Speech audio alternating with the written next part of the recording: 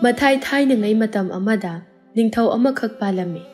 Mamingna Poirei haina kaurami. Magi loinabi aduna lembi haina kaurami. Maharani lembigi mapuruiba ningthau Poirei mana haiba wa khudingmakta yarami. Yadana sutokte. Magi nupibu yamna nungsizarami. Ningthau aduna mana haiba khudingmak yare haiduna magi mayokta leptuna phattaba minungsi leitaba thabakti tawzaramde.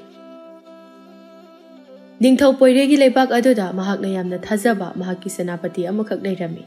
Mamingna Lairenba haina kaurami. Ngasi phawba ningthau aduna haiba wa khudingmakta Lairenbana mai pakhandana tokte khudingmak yananaba selami. Adubu nongmadi ningthau adu matha sabana loire. Ayuk anganba aduda haugatuna mahaki manayama kauraklami. Hai, nakhoi taribra. Kanano mata changla unhe. Tomba thuna pakhatna chensilaklami. Iningthau, kari takbigataba. Ai kokse yamna sagadawri. Chalo. Nakhoi kanano khara chatuna senapati Lairenbado amukta kaurcho. Ai kok ase sabana yadre. Tombasu ningthau adugi mataw aduda sasat thuna khumlaklami. Phagani ningthau, ai haujungma kauzarurage. Wa ase hairaga tombado thuna mak Lairenba magi mayumda chatkirami. Mafam adu yaurabada kauraklami. Lairenba, nangbu tabro. Lairenba mamit adu uiri makhut aduna nanduna thoraklami. Tomba, kari tore. Nangna nongalakpaga hekta thuna cheleisibo. Kari kana kaidobo yaurageba. Iningthauna nangbu kaurucho haiduna laklibani. Yaragadi khara thuna chananaba tawse. Karibu leirabasano. Ayuksida. Aibu phibamsida. Madugidamaktadi karisu khaluno. Yaragadi khara thuna chananaba tawse. Phare. Adudi nang hana chatpiramu. Ai chinya sengtoklaga firol hongtoklaga laknanaba tawjaragi. Phare. Adudi ai hana halambagi thuna lakpiro. Wa ase hairamlaga tombado chatkirami. Lairenba machin maya sasat sengtoklaga koro khurumjaraga mapi hongtoklaga konung tamna laklami. Konung adu hek yaubaga ningthau adu tawfam khangdana hangat handa chattuna leirami. Mataw aduda Lairenbasu karigumba nungaitaba thodok amadi thoklamlagani haibasi mahakna khanglami. Lairenba ningthau adugi manakta changsilaktuna thawgalon ulaklami. Ningthau adusu onthoraktuna Lairenba nahak laklabra. Nang lakpa yamna phari. Nangga wafam amatang tana ningduna aina nangbu ayuk asida kauribani. Hekta takpiyu ningthau. Ningthau aduga punna phampham aduda faminarami. Ningthau aduna makha tarai. Lairenba, hayeng sinang thabak amata mai pakhandaba yadre. Masibu mai paktrabadi. Aigi leibak ase mina usitkrar phajana hainararoi. Kari karamba thabakno iningthau hekta haibiyu. Aina haigadoriba wafam ase raja miyam khanghanbadi kaya phajaroidaba wafam. Yariba makai wafam ase kanadasu. Nakong ani suhandanaba hono. Aikhoigi leibak asida landarakadaba misak ama leiri. Mahak aigi marupni. Adubu karigumba nungainadaba thodok amadagi ngasidi ma amadi ai yeknabaga pangkhak oiduna lei. Mana pamlibadi sana lupa singa sibuni. Mana lanthum asibu yanabagi oina landaraktanaba mamal yamna tangba sanagi murti amakhak amadi sel khaujau amaga purau haire. Wadu tabada Lairenba yamna ngaklami.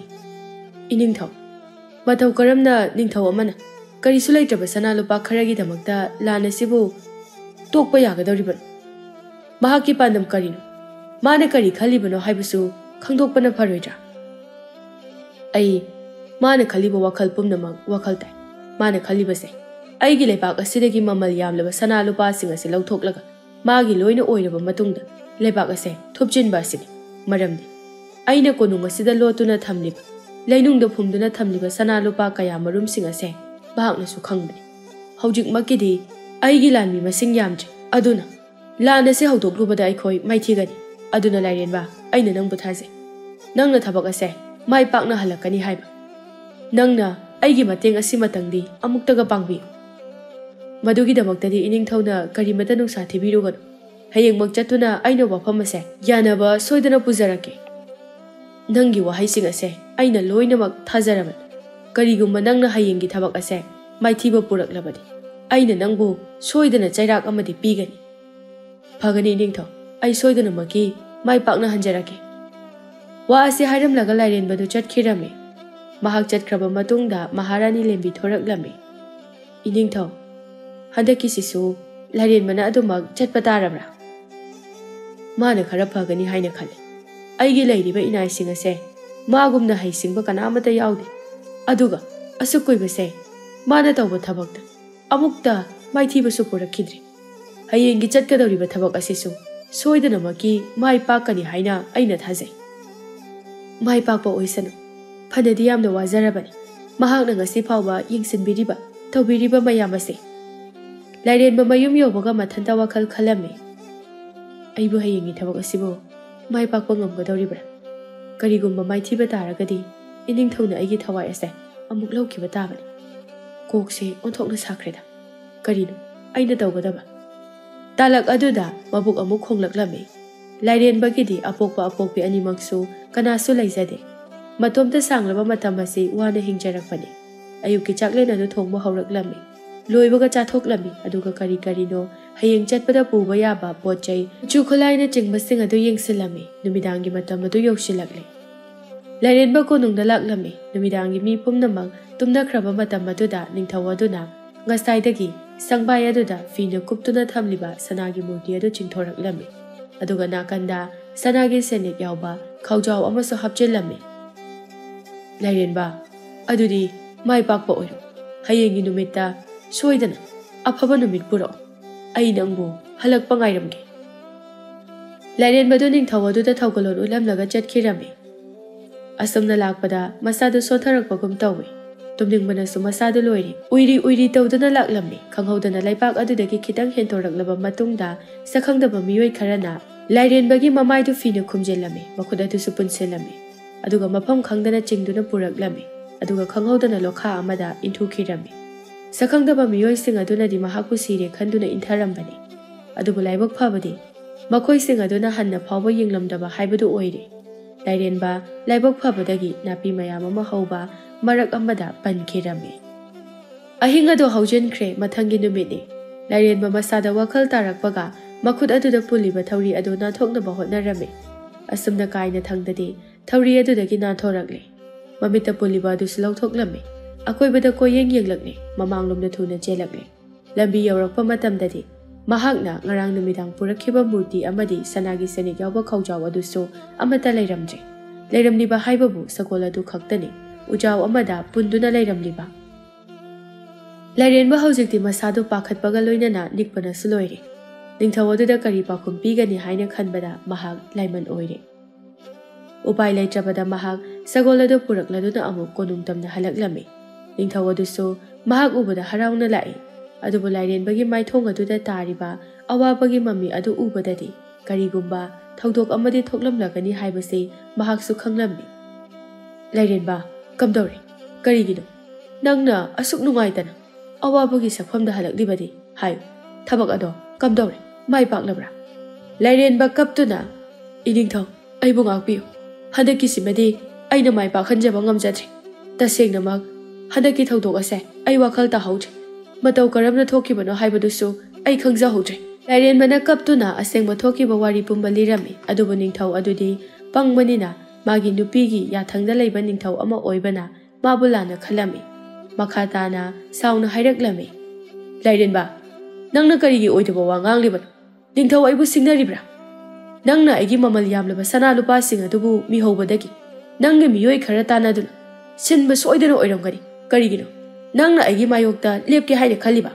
ꯅꯠꯇꯦ ꯅꯠꯇꯦ ꯏꯅꯤꯡꯊꯧ, ꯏꯅꯤꯡꯊꯧꯅ ꯈꯜꯂꯤꯕ ꯋꯥꯈꯜꯁꯤꯡ ꯑꯗꯣ ꯑꯔꯥꯟꯕꯅꯤ꯫ ꯑꯩꯅ ꯍꯥꯏꯖꯔꯤꯕꯁꯤꯡ ꯑꯁꯦ ꯑꯆꯨꯝꯕꯅꯤ꯫ ꯑꯩ ꯊꯧꯗꯣꯛ ꯑꯁꯦ ꯃꯇꯧ ꯀꯔꯝꯅ ꯊꯣꯛꯈꯤꯕꯅꯣ ꯍꯥꯏꯕ ꯏꯁꯥꯅ ꯈꯪꯖꯍꯧꯗ꯭ꯔꯦ꯫ ꯍꯦ, ꯃꯗꯨ ꯐꯅ ꯑꯣꯏꯗꯨꯅꯁꯨ ꯑꯩꯒꯤ ꯃꯃꯜ ꯌꯥꯝꯂꯕ ꯁꯅꯥ ꯂꯨꯄꯥꯁꯤꯡ ꯑꯗꯣ ꯑꯔꯦꯝꯕꯗ ꯃꯥꯡꯈꯤꯕꯅꯤ꯫ ꯃꯗꯨꯗꯤ ꯑꯣꯏꯊꯣꯛꯇꯕꯅꯤ꯫ ꯄꯨꯝꯅꯃꯛ ꯅꯪꯅ ꯆꯦꯛꯁꯤꯟꯗꯕꯗꯒꯤ ꯊꯣꯛꯈꯤꯕ ꯉꯥꯛꯇꯅꯤ꯫ ꯑꯩꯅ ꯍꯥꯏꯈꯤꯕ ꯋꯥꯁꯤꯡ, ꯀꯔꯤꯒꯨꯝꯕ ꯅꯪꯅ ꯑꯩꯒꯤ ꯊꯕꯛ ꯑꯁꯤꯕꯨ ꯃꯥꯏꯊꯤꯕ ꯄꯨꯔꯛꯂꯕꯗꯤ ꯅꯪꯕꯨ ꯑꯩꯅ ꯆꯩꯔꯥꯛ ꯑꯃ ꯄꯤꯒꯅꯤ꯫ ꯍꯧꯖꯤꯛꯇꯤ ꯅꯪꯕꯨ ꯑꯩꯅ ꯁꯤꯕꯒꯤ ꯆꯩꯔꯥꯛ ꯑꯣꯏꯅ ꯄꯤꯔꯒꯅꯤ꯫ ꯂꯥꯏꯔꯦꯟꯕ ꯅꯤꯡꯊꯧ ꯑꯗꯨꯒꯤ ꯋꯥꯗꯨ ꯇꯥꯕꯗ ꯌꯥꯝꯅ ꯄꯥꯈꯠꯂꯝꯃꯤ꯫ ꯏꯅꯤꯡꯊꯧ, ꯃꯗꯨ ꯅꯠꯇꯦ꯫ ꯇꯣꯜꯂꯕ ꯅꯅꯥꯏ ꯑꯩꯕꯨ ꯃꯤꯅꯨꯡꯁꯤ ꯑꯃꯠꯇꯗꯤ ꯄꯣꯛꯄꯤꯌꯨ꯫ ꯇꯁꯦꯡꯅꯃꯛꯀꯤ ꯑꯩ ꯊꯧꯗꯣꯛ ꯑꯁꯦ ꯃꯇꯧ ꯀꯔꯝꯅ ꯊꯣꯛꯈꯤꯕꯅꯣ ꯍꯥꯏꯕ ꯑꯩ ꯈꯪꯖꯍꯧꯗ꯭ꯔꯦ꯫ ꯂꯥꯏꯔꯦꯟꯕ, Hꯧꯖꯤꯛꯇꯤ nanggi wa pumba aina amata thazarare. Aduga nangna aigi mamal yamlaba sana lupa sing ado loshinduna thamlibada thamjil. Adubu kudak asimakta aina nanggi thawai asibudi loshin batari. Talak aduda Maharani Lembi se thoraklame. Iningthau kari tawba yawrabage. Yengo masigi nupa sina aina sina kiba thabak ado maithiba purakne. Mamal yamlaba aigi sana lupa sing ado mana loshinduna mafam amada thamjinkhre. Lairenbana makha tarae. Nate Maharani. Ai tasengna thodok ase wakhal taja hawdre. Aibu sakhangdaba miyoi kharana imit ikut animak punsinduna aibu lokha amada inthabirambani. Aibu makhoina sire khanduna hundoklambani. Aina wakhal tarakpa matamdadi supnatagi sagol ase ujaw amada kiduna lairame. Aibu hatnanaba hotnariba miyoi sing ado kanano haibadi ai khangja hawdre. Lembi sor sangna hontharaga iningthau Lairen babu ngakpirase mahangna achumba thabak tawramgani haibase aina thajai amukta khanthaduna yengbiyu asukuiba matam ase aikhoigi mateng pangduna ta lakliba natro karisu nataba sanalupa khara asigi dama mana phataba thabak ase tawramgani haibadi aidi thajaba yamna wali aishu pomna makhangdaba nate adubu tasengna ai chingnadabadi ngamde lembi sor sangna hontharaga hairaklamne Pare iningthau na mabu chairak pibining bataragadi mabu aigi khutta sinabiyu aina mabu chairak pijagani poirei magi nupibu yamna nungsise magi nupigi wafam adu mana harau yathoklame pare ai nangna haiba wafam adu yaragi mabu nangi na khutta sinarabani wa sikhak hairamlaga ningthau poirei lairenbada hanna fawba yenglamdana minungsi utlamdana magi ka aduda changkhirami Maharani Lembi Lairenbada yenglaga wa makha taraklame. Lairenba nangbu kanbibagi pambai amakhakti lay. Ai nangi nafamda wahang amakha khangi. Masigi wahang ase chumna nangna khumba ngamlabadi. Nangi thawai ado aina kanbigani. Supnatagi tha ani khak. Aina nangi matam pigani. Masigi manungda nangna agi wahang asigi pakhum pirakadabani. Natrabadi Nangi changjapam amata layro. Takbiyo Maharani, kari karamba wahangno, ay soydana pakhum pijagani. Nupi amagi punsida, makoyna khwaidagi pamjaba ningjaba ase karino. Lairenba punsida nupi amatagi wakhal khalakhiba laitri, amadi magi nungsina jabi nupi kana amata sulaizade. Maramasina Maharani gi wahang ado mahakhara chamam narame. Maharani adu Lairenbagi chamamnaba mataw adu ubada wa makha amuk tarai. Hojik nahak chalo. Aina hangliba wahang asigi pakhum adumak puduna halo. Aina piriba tha ani asidagi henba yaro. Karigumba nangna aigi pakhum ase khangdaba taragadi nahak aigi khutta sigani.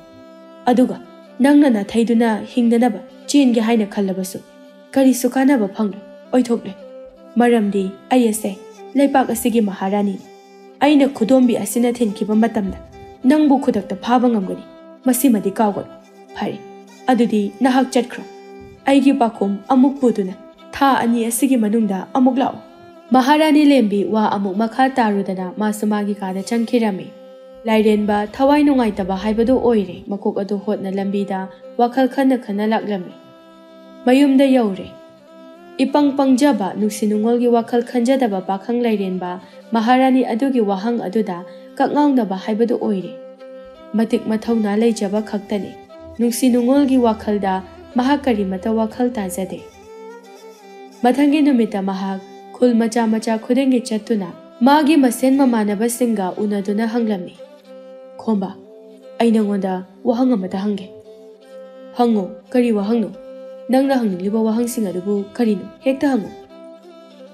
Nupina khwaidagi pamjaba ningbase karino masigi wahang ase karigumba aina khangdaba thoklagadi Maharani ne aibu soidana maki hat khagani khomba yam ngakna karino nangna haridubo ida nangbu kari phataba thabak tawrurabage Lairenbana asengba wari sing adu lithoklami mahakna makhata na hairaklami adoida aina hangliba wahang sing ase Masigi pakhum khanglabadi nahak amukta haibiro aigi wakhal ase laitapam amata khangdre isa se aki akhangtana thale ꯈꯣꯝꯕ ꯅꯣꯛꯂꯒ ꯑꯩ ꯍꯥꯏꯔꯒꯦꯀꯣ ꯅꯨꯄꯤꯅ ꯈ꯭ꯋꯥꯏꯗꯒꯤ ꯄꯥꯝꯕꯗꯤ ꯅꯤꯡꯖꯕꯗꯤ ꯑꯇꯩ ꯀꯩꯁꯨ ꯅꯠꯇꯦ ꯃꯈꯣꯏꯅ ꯅꯨꯡꯁꯤꯖꯕ ꯃꯤꯁꯛ ꯑꯗꯨꯅ ꯃꯈꯣꯏꯕꯨ ꯈ꯭ꯋꯥꯏ ꯄꯨꯝꯅꯃꯛꯇꯒꯤ ꯃꯈꯣꯏꯅ ꯏꯍꯦꯟ ꯍꯦꯜꯂꯤ ꯍꯥꯏꯅ ꯍꯥꯏꯕꯤꯕ ꯃꯗꯨ ꯈꯛꯇꯅꯤ ꯃꯈꯣꯏꯅ ꯄꯥꯝꯖꯔꯤꯕ ꯅꯤꯡꯖꯔꯤꯕ ꯍꯥꯏꯕꯕꯨ ꯑꯇꯩꯗꯤ ꯃꯈꯣꯏꯅ ꯀꯔꯤꯃꯠꯇ ꯃꯤꯍꯧꯔꯝꯂꯣꯏ ꯂꯥꯏꯔꯦꯟꯕ ꯈꯣꯝꯕꯒꯤ ꯋꯥ ꯑꯗꯨꯗ ꯍꯔꯥꯎꯖꯔꯝꯃꯤ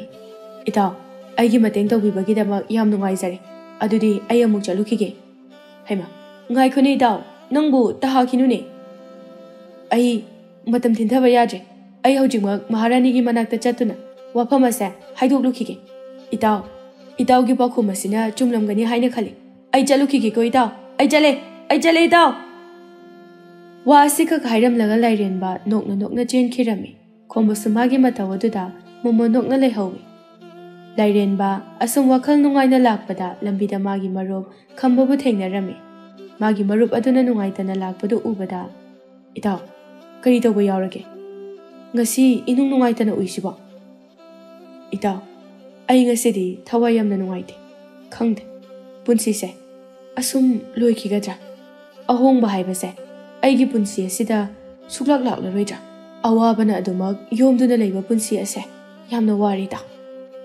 ꯏꯇꯥꯎ ꯅꯪꯕꯨ ꯀꯩꯗꯧꯔꯒꯦ ꯍꯥꯏꯌꯨ ꯅꯪꯒꯤ ꯅꯨꯡꯉꯥꯏꯇꯕ ꯀꯔꯤ ꯂꯩꯔꯒꯦ ꯏꯇꯥꯎ ꯑꯩꯒꯤ ꯅꯨꯡꯁꯤꯅꯖꯕꯤ ꯅꯨꯄꯤ ꯑꯗꯣ ꯅꯨꯄꯥ ꯑꯃꯗ ꯆꯦꯟꯈ꯭ꯔꯦ ꯃꯥ ꯑꯩ ꯁꯥꯡꯂꯕ ꯃꯇꯝ ꯀꯌꯥ ꯑꯁꯦ ꯅꯨꯡꯁꯤꯅꯔꯛꯄꯅꯤ ꯑꯗꯨꯕꯨ ꯉꯁꯤꯗꯤ ꯃꯍꯥꯛ ꯆꯠꯈ꯭ꯔꯦ ꯅꯨꯡꯉꯥꯏꯕ ꯃꯐꯝ ꯑꯃ ꯊꯤꯗꯨꯅ ꯃꯅꯤꯡꯇꯝꯅ ꯃꯍꯥꯛ ꯆꯠꯈ꯭ꯔꯦ ꯏꯄꯪ ꯄꯪꯖꯕ ꯂꯥꯏꯔꯦꯟꯕꯗꯤ ꯃꯗꯨꯒꯤ ꯃꯔꯝ ꯀꯔꯤꯁꯨ ꯈꯪꯖꯕ ꯅꯠꯇꯦ ꯃꯈꯥ ꯑꯃꯨꯛ ꯇꯥꯔꯛꯏ ꯑꯗꯨꯗꯤ ꯀꯔꯤꯒꯤ ꯅꯈꯣꯏ ꯑꯅꯤꯕꯨ ꯁꯥꯎꯅꯈꯤꯕ ꯈꯠꯅꯈꯤꯕ ꯌꯥꯎꯕ꯭ꯔꯥ ꯈꯠꯅꯗꯦ ꯃꯔꯝ ꯀꯔꯤꯁꯨ ꯂꯩꯕ ꯅꯠꯇꯦ ꯏꯇꯥꯎ ꯃꯇꯝ ꯑꯁꯤꯗ ꯂꯥꯏꯔꯕ ꯀꯅꯥꯁꯨ ꯂꯩꯖꯗꯕ ꯑꯩꯈꯣꯏꯁꯦ ꯅꯤꯡꯕ ꯊꯨꯡꯒꯟꯗꯦ ꯍꯥꯏꯕꯁꯦ ꯆꯨꯝꯕꯖꯥꯠꯅꯤ ꯑꯩ ꯉꯁꯤꯗꯤ ꯇꯁꯦꯡꯅ ꯈꯪꯂꯦ ꯏꯇꯥꯎ ꯃꯔꯝ ꯑꯗꯨꯕꯨ ꯑꯩꯉꯣꯟꯗ ꯑꯃꯨꯛꯇ ꯍꯥꯏꯕꯤꯌꯨ ꯀꯔꯤꯅꯣ ꯍꯧꯖꯤꯛ ꯃꯇꯝꯒꯤ ꯅꯨꯄꯤꯁꯤꯡ ꯑꯁꯤꯅ ꯄꯥꯝꯂꯤꯕ ꯅꯤꯡꯖꯔꯤꯕꯁꯤꯡ ꯑꯁꯤꯕꯣ ꯃꯈꯣꯏꯒꯤ ꯑꯄꯥꯝꯕꯗꯤ ꯁꯦꯜ ꯌꯥꯝꯅ ꯄꯥꯏꯕ ꯅꯨꯄꯥ ꯊꯤꯕ ꯍꯥꯏꯕꯁꯤꯗꯅꯤ ꯃꯈꯣꯏꯅ ꯈꯟꯖꯔꯤꯕꯁꯦ ꯂꯥꯏꯔꯕ ꯑꯣꯏꯔꯨꯕ ꯑꯩꯈꯣꯏꯗꯤ ꯑꯋꯥꯕ ꯀꯌꯥ ꯑꯁꯦ ꯑꯗꯨꯃꯛ ꯃꯥꯌꯣꯛꯅꯕ ꯇꯥꯕꯅꯤ ꯏꯇꯥꯎ ꯂꯥꯏꯔꯦꯟꯕ ꯃꯇꯥꯎ ꯈꯝꯕꯒꯤ ꯋꯥ ꯑꯗꯨ ꯇꯥꯔꯨꯔꯒ ꯑꯃꯨꯛ ꯈꯜꯂꯝꯃꯤ ꯑꯩꯅ ꯈꯜꯂꯤꯕ ꯄꯥꯎꯈꯨꯝ ꯑꯁꯤꯕꯨ ꯆꯨꯝꯅꯗ꯭ꯔꯥ ꯏꯇꯥꯎ ꯈꯣꯝꯕꯒꯤ ꯄꯥꯎꯈꯨꯝ ꯑꯁꯤꯒ ꯈꯝꯕꯒꯤ ꯄꯥꯎꯈꯨꯝ ꯑꯁꯤꯒ ꯑꯃꯠꯇ ꯃꯥꯟꯅꯗꯦ ꯑꯗꯨꯅ ꯑꯩ ꯃꯍꯥꯔꯥꯅꯤꯒꯤ ꯃꯅꯥꯛꯇ ꯆꯠꯂꯨꯗꯕꯅ ꯐꯒꯅꯤ ꯄꯥꯎꯈꯨꯝ ꯑꯁꯦ ꯑꯆꯨꯝꯕ ꯑꯃ ꯈꯪꯗ꯭ꯔꯤꯕ ꯐꯥꯎꯕ ꯑꯩ ꯃꯔꯤꯛ ꯆꯨꯝꯅ ꯊꯤꯒꯠꯈꯤꯒꯦ ꯂꯥꯏꯔꯦꯟꯕ ꯈꯝꯕꯗ ꯑꯃꯨꯛ ꯌꯦꯡꯂꯛꯏ ꯏꯆꯦ ꯏꯇꯥꯎ ꯋꯥꯈꯜꯗꯣ ꯌꯥꯝ ꯀꯥ ꯍꯦꯟꯅꯁꯨ ꯈꯟꯖꯤꯜꯂꯨꯔꯅꯨ ꯋꯥꯈꯜ ꯁꯣꯟꯊꯅꯕꯅꯤ ꯍꯣꯏ ꯐꯔꯦ ꯏꯇꯥꯎ ꯑꯗꯨꯗꯤ ꯑꯩꯁꯨ ꯑꯃꯨꯛ ꯍꯟꯈ꯭ꯔꯒꯦ ꯅꯣꯡꯃ ꯃꯇꯥꯡ ꯆꯥꯕꯗ ꯄꯨꯟꯅ ꯄꯨꯜꯂꯁꯦ ꯍꯣꯏ ꯏꯇꯥꯎ ꯃꯈꯣꯏ ꯑꯅꯤꯗꯨ ꯀꯥꯏꯅꯈꯤꯔꯝꯃꯤ ꯂꯥꯏꯔꯦꯟꯕ ꯂꯝꯕꯤꯗ ꯃꯀꯣꯛ ꯈꯣꯠꯇꯨꯅ ꯑꯗꯨꯝ ꯂꯥꯛꯏ ꯈꯪꯍꯧꯗꯅ ꯑꯍꯜ ꯑꯃꯈꯛ ꯌꯨ ꯉꯥꯎꯗꯨꯅ ꯂꯥꯛꯂꯝꯃꯤ ꯑꯍꯜ ꯑꯗꯨ ꯋꯥ ꯌꯥꯝꯅ ꯉꯥꯡꯗꯨꯅ ꯃꯁꯥꯗꯨ ꯍꯥꯏꯔꯤ ꯂꯥꯛꯂꯝꯃꯤ ꯑꯁꯨꯝ ꯅꯛꯁꯤꯜꯂꯛꯄꯗ ꯑꯍꯜ ꯑꯗꯨ ꯇꯨꯒꯦ ꯍꯥꯏꯅ ꯇꯧꯕꯗ ꯂꯥꯏꯔꯦꯟꯕꯅ ꯆꯦꯟꯁꯤꯟꯗꯨꯅ ꯑꯍꯜ ꯑꯗꯨꯕꯨ ꯉꯥꯛꯄꯤꯔꯝꯃꯤ ꯄꯥꯕꯨꯡ ꯑꯍꯜ ꯑꯗꯨ ꯃꯃꯤꯠ ꯎꯏꯔꯤ ꯂꯥꯏꯔꯦꯟꯕꯗ ꯌꯦꯡꯈꯠꯂꯛꯂꯝꯃꯤ ꯅꯪ ꯀꯅꯥꯅꯣ ꯑꯩ ꯃꯐꯝ ꯑꯁꯤꯒꯤ ꯈꯨꯟꯖꯥ ꯑꯃꯅꯤ ꯀꯔꯤꯒꯤꯅꯣ ꯑꯁꯨꯛ ꯑꯍꯜ ꯑꯣꯏꯔꯕ ꯄꯥꯕꯨꯡꯅ ꯐꯠꯇ꯭ꯔꯕ ꯅꯤꯁꯥ ꯑꯁꯤꯕꯨ ꯁꯤꯖꯤꯟꯅꯔꯤꯕ ꯍꯛꯆꯥꯡ ꯁꯣꯛꯄ ꯄꯣꯠ ꯑꯁꯦ ꯑꯗꯨꯝ ꯁꯤꯖꯤꯟꯅꯔꯕꯗꯤ ꯍꯛꯆꯥꯡ ꯑꯗꯣ ꯂꯣꯏꯅ ꯃꯥꯡꯂꯒꯅꯤ ꯍꯤꯡꯕꯒꯤ ꯃꯍꯥꯎ ꯌꯥꯎꯗ꯭ꯔꯕ ꯄꯨꯟꯁꯤ ꯑꯁꯤꯕꯨ ꯑꯃꯨꯛ ꯍꯤꯡꯈꯤꯒꯗ꯭ꯔꯣ ꯁꯤꯖꯈ꯭ꯔꯖꯅꯨ ꯃꯁꯤꯅ ꯍꯦꯟꯅ ꯃꯇꯤꯛ ꯆꯥꯔꯕꯅꯤ ꯃꯈꯥ ꯋꯥ ꯑꯃꯨꯛ ꯇꯥꯕꯤꯔꯒꯅꯨ ꯄꯥꯕꯨꯡꯒꯤ ꯌꯨꯝꯗꯨꯕꯨ ꯀꯗꯥꯏꯗ ꯂꯩꯕꯒꯦ ꯑꯩ ꯊꯤꯟꯖꯔꯝꯂꯒꯦ ꯐꯤꯕꯝ ꯑꯁꯦ ꯌꯥꯝꯅ ꯌꯦꯡꯍꯩꯗ꯭ꯔꯦ ꯇꯣꯟꯗꯣꯟ ꯃꯈꯨꯠ ꯑꯅꯤꯗꯨ ꯂꯣꯟꯅꯗꯨꯅ ꯌꯥꯖꯔꯤ ꯏꯕꯨꯡꯉꯣ ꯌꯥꯖꯔꯤ ꯑꯩ ꯑꯗꯨꯝ ꯆꯠꯆꯈ꯭ꯔꯒꯦ ꯄꯥꯕꯨꯡ ꯇꯁꯦꯡꯅ ꯅꯪꯒꯤ ꯅꯇꯧꯁꯦ ꯌꯥꯝꯅ ꯅꯨꯡꯉꯥꯏꯇꯦ ꯆꯨꯝꯅ ꯅꯤꯁꯥ ꯁꯤꯖꯤꯟꯅꯕ ꯃꯥꯟꯗꯦ ꯀꯔꯤ ꯃꯔꯝꯕꯨ ꯂꯩꯕꯒꯤꯅꯣ ꯈꯪꯖꯕ ꯌꯥꯔꯣꯏꯗ꯭ꯔꯥ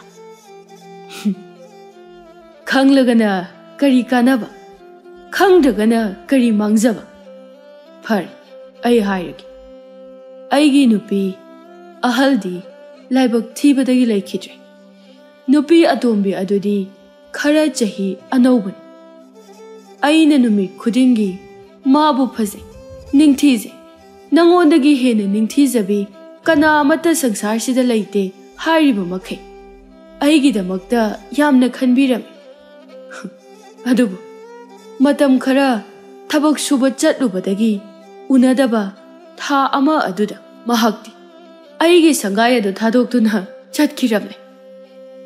Wado amuk tabada Lairenba makok ngaurami amuk makha tarai. Pabo tasengna nupi sing asina pamliba ningjariba asibu karibun aingonda amukta takpiba yagadra.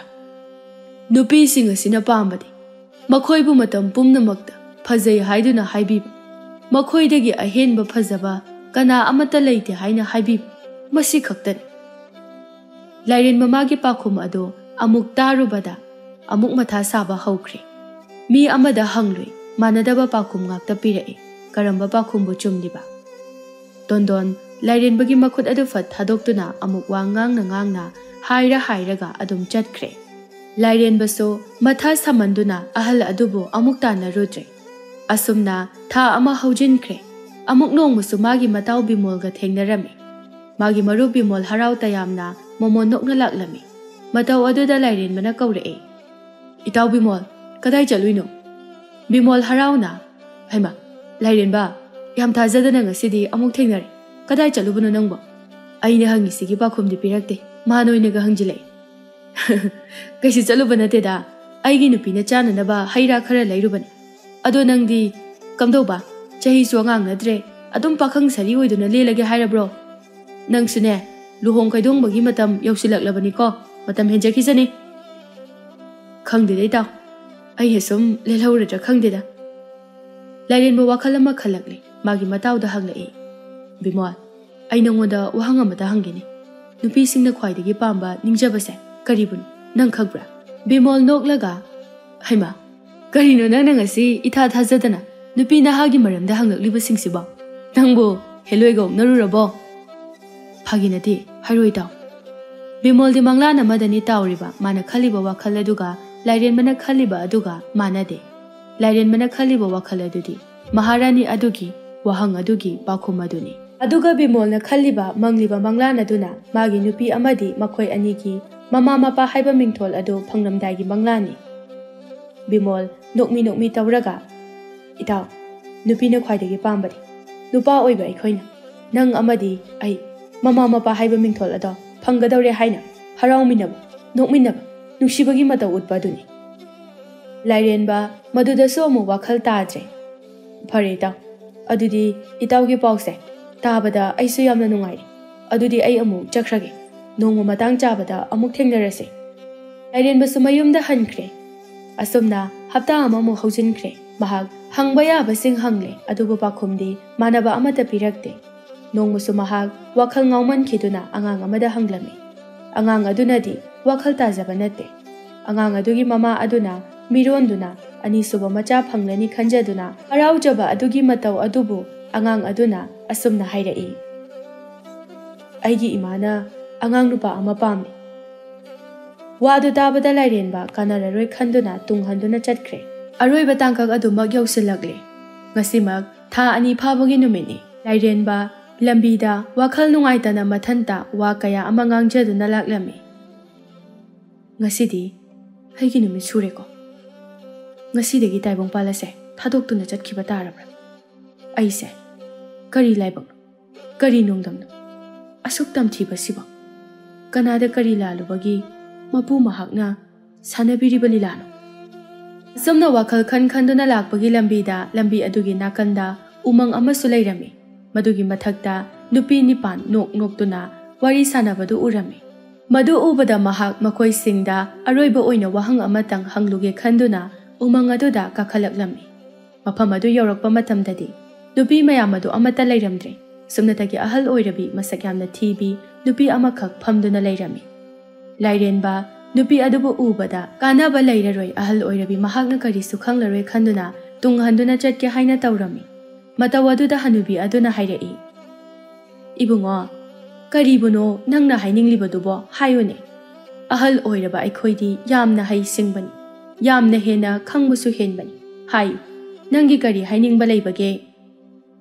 Ibo aihak ngasidi soidana siragani. Karigumba Maharani adugi wahang adugi pakhumada piba ngamdaba thoklabadi ai hinglaroi. Hayune kari karamba wahangno ꯃꯍꯥꯔꯥꯅꯤ ꯑꯗꯨꯅ ꯍꯪꯂꯛꯂꯤꯕꯕꯣ? ꯅꯨꯄꯤꯅ ꯈ꯭ꯋꯥꯏꯗꯒꯤ ꯄꯥꯝꯕ ꯅꯤꯡꯖꯕꯁꯦ ꯀꯔꯤꯕꯅꯣ? ꯏꯕꯣ, ꯃꯁꯤꯒꯤ ꯄꯥꯎꯈꯨꯝ ꯑꯁꯦ ꯈꯪꯕꯤꯔꯒꯗꯤ ꯑꯩꯉꯣꯟꯗ ꯈꯔ ꯇꯥꯛꯄꯤꯌꯨ. ꯑꯩ ꯑꯕꯣꯛꯅ ꯄꯤꯌꯨ ꯍꯥꯏꯕ ꯈꯨꯗꯤꯡꯃꯛ ꯄꯤꯖꯒꯦ. ꯁꯦꯜ ꯑꯣꯏꯔꯕꯁꯨ ꯑꯩꯅ ꯃꯌꯥꯝ ꯑꯃ ꯄꯤꯒꯅꯤ. ꯍꯅꯨꯕꯤ ꯑꯗꯨ ꯃꯣꯃꯣꯟ ꯅꯣꯛꯂꯒ, ꯅꯨꯄꯥ ꯃꯆꯥ, ꯅꯪꯒꯤ ꯄꯥꯎꯈꯨꯝ ꯑꯗꯣ ꯑꯩꯅ ꯄꯤꯒꯅꯤ.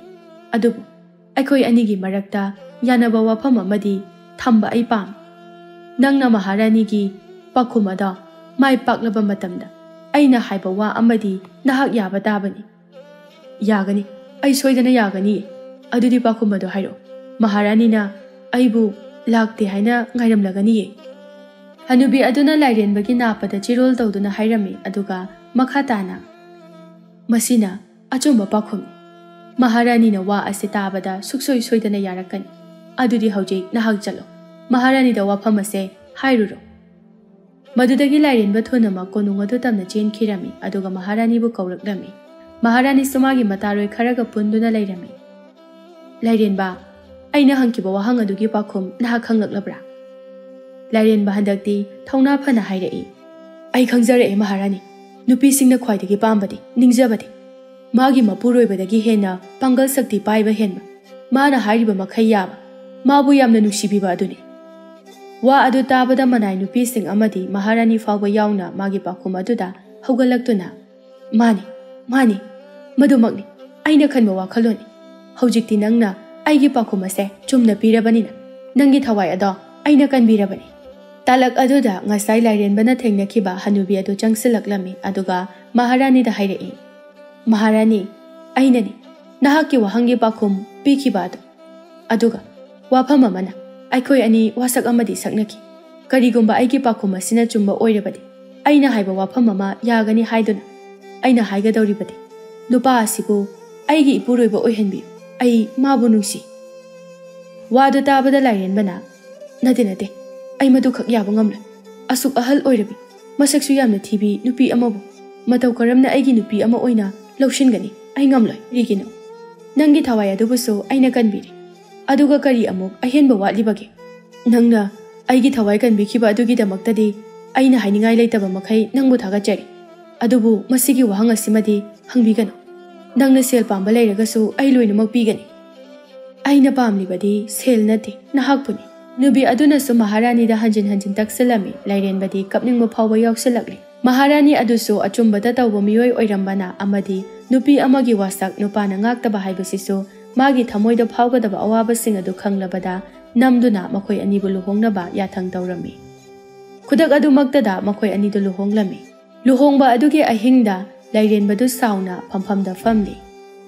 ꯍꯅꯨꯕꯤ ꯑꯗꯨꯅ ꯆꯪꯁꯤꯜꯂꯛꯇꯨꯅ, ꯑꯩꯒꯤ ꯊꯋꯥꯏ ꯑꯣꯏꯔꯤꯕ, ꯀꯔꯤꯒꯤꯅꯣ ꯅꯪꯅ ꯑꯁꯨꯛ ꯁꯥꯎꯔꯤꯕ?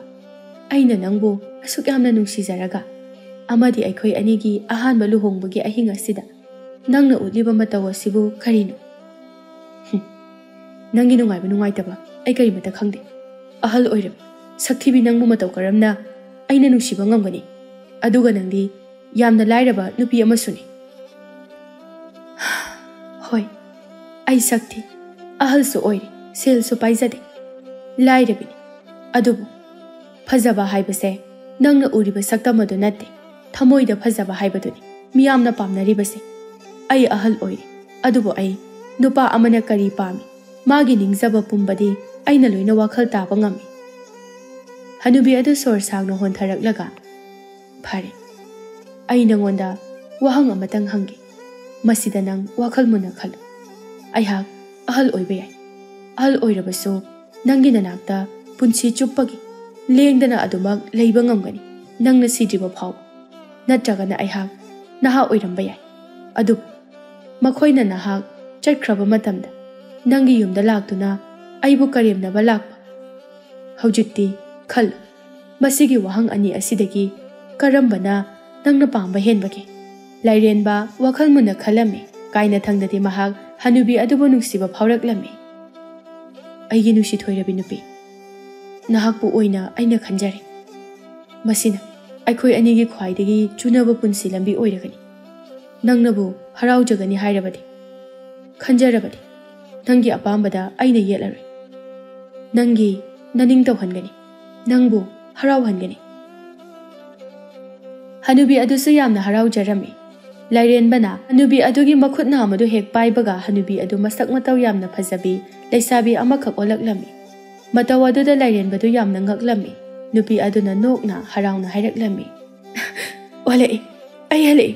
Aigi hanagi asengba saktam aduda ai amuk halakli. Nupi aduna lairenbada yenglaklaga.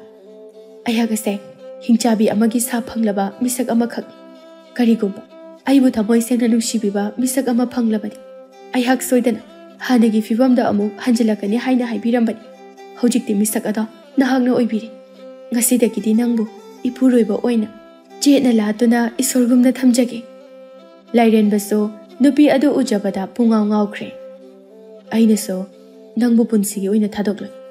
Nahak nataba nupi kana amata aina mitaro. Asomna makhoi aniso harau tayamna nungaina hingmina kirame.